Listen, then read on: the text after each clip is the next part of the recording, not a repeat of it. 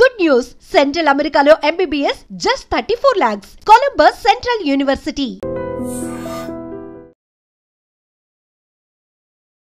నమస్కారం, welcome to I dream. ధర్మ మార్గం విత్ విజిత కార్యక్రమానికి స్వాగతం.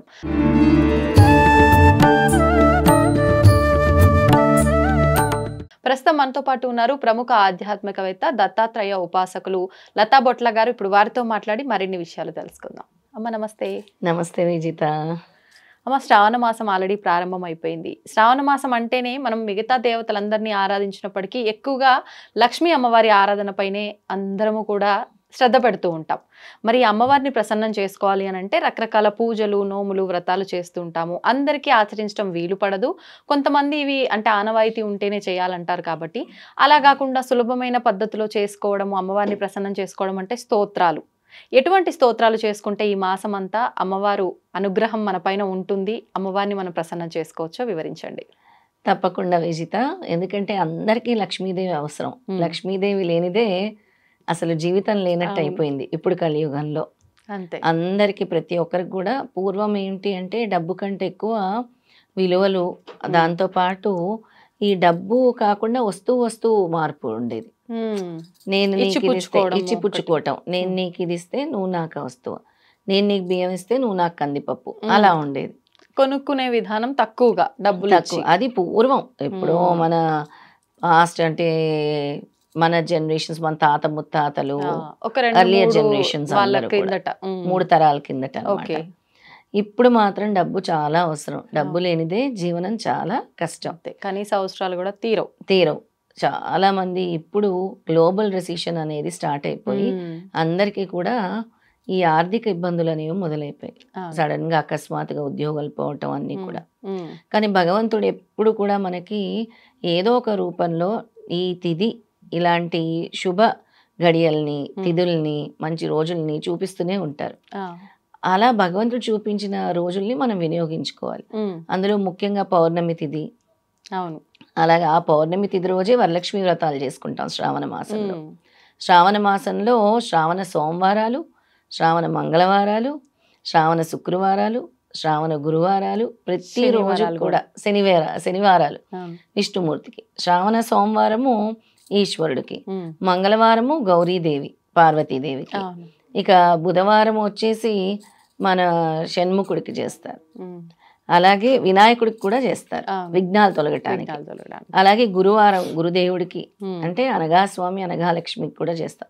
శుక్రవారం మహాలక్ష్మికి చేస్తాం. శనివారం విష్ణుమూర్తికి చేస్తాం. అవును, అంటే ప్రతిరోజు కూడా విశేషమైన రోజే. ప్రతిరోజు విశేషం, చాలా చాలా విశేషమైన రోజు అన్నమాట.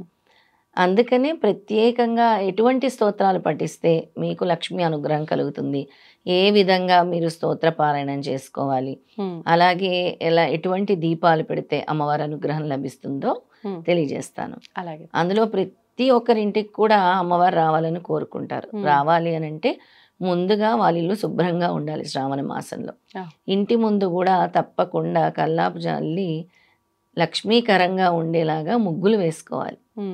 అందమైన ముగ్గులు వేసుకోవాలి. గుమ్మాన్ని కూడా చాలా శుభ్రంగా ఉంచుకోవాలి.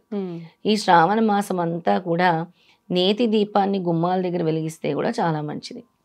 మెయిన్ డోర్ దగ్గర గుమ్మం అలంకరణ చాలా ఇంపార్టెంట్ శ్రావణ మాసంలో. అంటే ప్రతిరోజున శుక్రవారం, మంగళవారం, శుక్రవారం, ముఖ్యంగా మంగళవారం శుక్రవారం చేసుకుంటే చాలా మంచిది. గుమ్మానికి పసుపు రాసి వరిపిండితో ముగ్గులు వేసి, అలాగే మంచి లక్ష్మీ కుబేర ముగ్గులు ఉంటాయి, లక్ష్మీకరమైన ముగ్గులు ఉంటాయి, చుక్కల ముగ్గులు ఉంటాయి, అలాంటివి కూడా వేసుకోవచ్చు.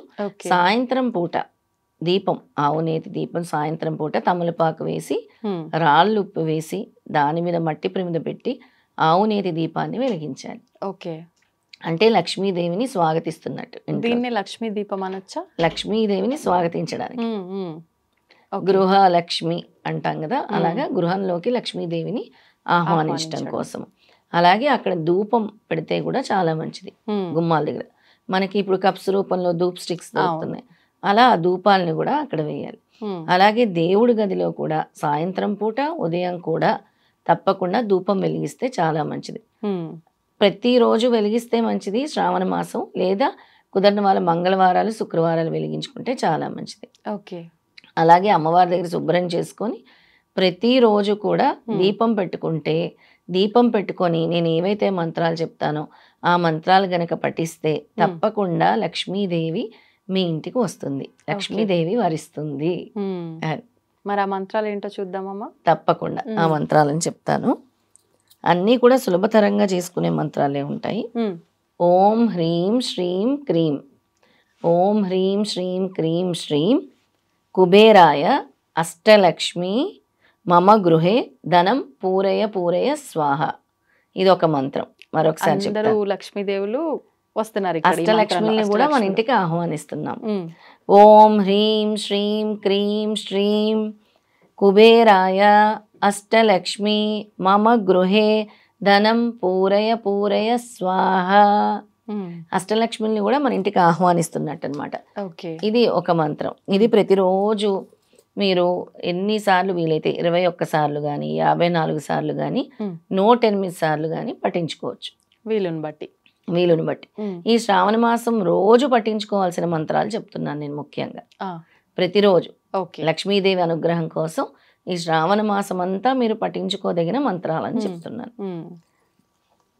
ఇంకో మంత్రం ఉంది, అది దారిద్ర్యం నశించి ధనం కలగటానికి అనమాట. మనకి చాలా మంది దారిద్ర బాధలు అనుభవిస్తూ ఉంటారు. అలా దారిద్ర్యం తొలగాలంటే ముఖ్యంగా ఇది పౌర్ణమి తిథి రోజు, వరలక్ష్మి వ్రతం రోజు చేసుకోవాల్సిన మంత్రము. ఓం ఐం హ్రీం శ్రీం శ్రీయే నమో భగవతి మమ సమృద్ధే జ్వాలా జ్వాల మాం సర్వ సంపదాం దేహి దేహి. ఈ దారిద్ర్యంతో రావాలని సర్వ సంపదల కోసం ఈ మంత్రం. మరొకసారి చెప్తాను. ఓం ఐం హ్రీం శ్రీం శ్రీయే నమో భగవతి మమ సమృద్ధే జ్వాలా జ్వాల మాం సర్వ సంపదాం దేహి దేహి. ఈ మంత్రాన్ని చేయాలి. చేసేటప్పుడు మనకి మంచి జరగాలన్న సంకల్పంతో చేయాలి. అంటే దారిద్ర్యం తొలగి మంచి జరగాలి. ఏదైతే మనము భావన చేస్తామో అలాంటి ఫలితాన్ని స్వామిస్తారు. అంటే జరుగుతుందా లేదా అని అనుకోని చేయకూడదు. పరిపూర్ణమైన భక్తి విశ్వాసంతో అమ్మవారు ఉన్నారు, నా దారిద్రాన్ని తొలగిస్తారు అని అనుకొని చేయవలసిన మంత్రం అదనమాట. అయితే దీనికి ఇంకోటి కూడా చెప్పారు. ఈ మంత్రము 108 సార్లు పౌర్ణమి రోజు, అంటే వరలక్ష్మి వ్రతం చేసే రోజు, ఎప్పుడు ఎవరైతే వరలక్ష్మి వ్రతం చేసుకుంటారో ఆ రోజు 108 సార్లు దీన్ని జపించారు ఈ మంత్రాన్ని. ఇది ప్రత్యేకించి పౌర్ణమి రోజు మీరు ముందు చెప్పిన మంత్రం శ్రావణ మాసం అంతా ఏ రోజైనా చేసుకోవచ్చు, ఏ రోజైనా ప్రతిరోజు చేసుకుంటే ఇంకా మంచి ఫలితం ఉంటుంది. ఇది పౌర్ణమి రోజు చేసుకోవాల్సిన మంత్రం. ఇంకో చిన్న సులభ మంత్రం చెప్తాను, అది కూడా ప్రతిరోజు చేసుకోవాల్సిన మంత్రం అన్నమాట. ఓం శ్రీం శ్రీయే స్వాహ, ఓం శ్రీం శ్రీయే స్వాహ. శ్రీం అనే బీజం లక్ష్మీదేవికి అనమాట. ఆ లక్ష్మీదేవికి ముఖ్యంగా శ్రీం శ్రీం అని ఎక్కడైతే పలుకుతామో అక్కడ లక్ష్మీ అనుగ్రహం తప్పకుండా ఉంటుంది. శ్రీం అనే నామజపం. ఇప్పుడు ఇవి బీజాక్షర మంత్రాలా లేకపోతే నార్మల్ మంత్రాలు? బీజమే ఉంటుంది కదా. మరి ఉపాసన అంటే గురువు ద్వారా తీసుకోకుండా ఈ మంత్రాలు అందరూ చేసుకోవచ్చా? వరలక్ష్మి వ్రతం రోజు అందరూ చేసుకుంటారు శ్రీం మంత్రం. ఎందుకంటే శ్రీం అనే పలుకుతారు. ఓం శ్రీం మహాలక్ష్మి నమః అనే పలుకుతారు. ప్రతి నామానికి ముందర శ్రీం అనే ఉంటుంది, శ్రీం అనే ఉంటుంది. అందుకే శ్రీం అనేది లక్ష్మీదేవికి కాబట్టి బీజ మంత్రం తప్పకుండా శ్రీం. ఓం శ్రీం శ్రీయే స్వాహ.